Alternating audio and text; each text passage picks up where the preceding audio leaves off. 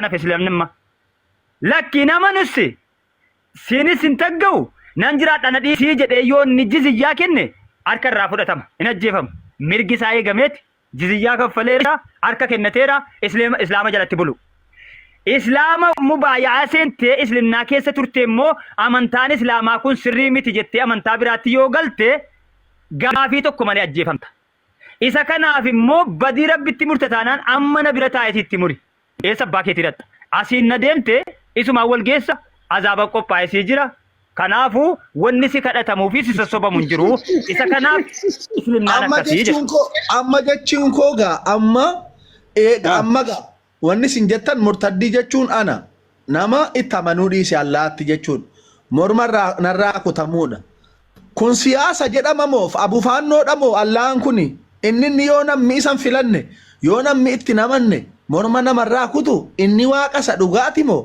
siyaasa jechuudha. Naan deebisaa abbaa Maayir hin deebisin. Abbaa Maayir siin deebisu kana anas sii deebisa. Ani sabiyya qotusuusaa sii deebisa.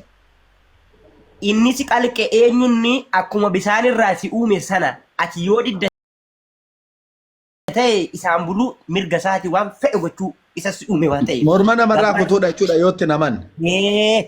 Isa si qalqe.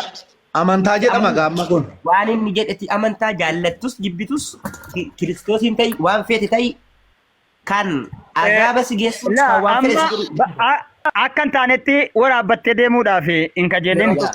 Mubaarak musamma awwalee musamma mee oro qoy laalama bakka kanatti quraana keessatti lakum diinukum waliyadiin jecha nabi Muhammad alayhi salatu wasalam lafziin quraana ta'us nabi Muhammadin jedhiin jiraanii jedhameeti tokko quba qabaadha quraana keessatti sammas man shaa'a falyu'min wa man shaa'a falyakfur abbaan fedhe natti haa amanu abbaan fedhe haa kafaruunis mirga sii kennameedha kun soba inna islaamni giidoon qabne kun inna islaamni dadhabaati wallahi billahi quraana isaa keessatti rabbiin jedhe awwal yoo abbaan barbaade natti amanu abbaan barbaade kafaru jedhe ajjeesaa maaltu fidede kana deebisaa mee Abu Maayir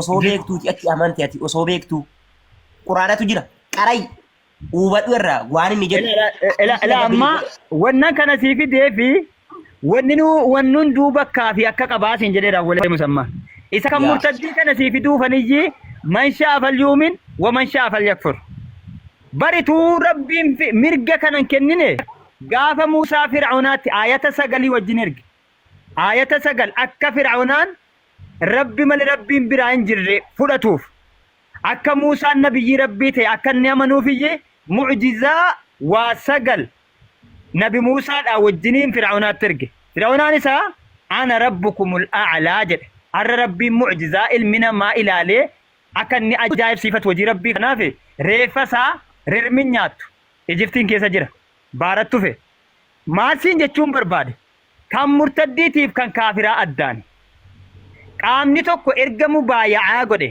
مبايعة وعدا إسلمنا أفقله ربي مالي ربي برانجرو جده نبي محمد إرجما دا جده قبرت ربيتي نبي ربيتي جده فدته صلاة شنن صلاة ديده الرادة بي لا إرجع كنا ديده الرادة بي توكو وان ديده الرادة بي إرسال لفكاو إن لفكاي جده ونسون كجيبته أمة الرتي كجيبه سام مفروض أشيفه مه توبات ديده بيسو توبات ديده تانان أشوم الله فسيبوسو إذا كان ربي ونت عليه فتنجر فلا يلومن إلا نفسك ونت تلبوك من وقت فكمتين بقى ده يودي نمبر من راكو تبودا بقى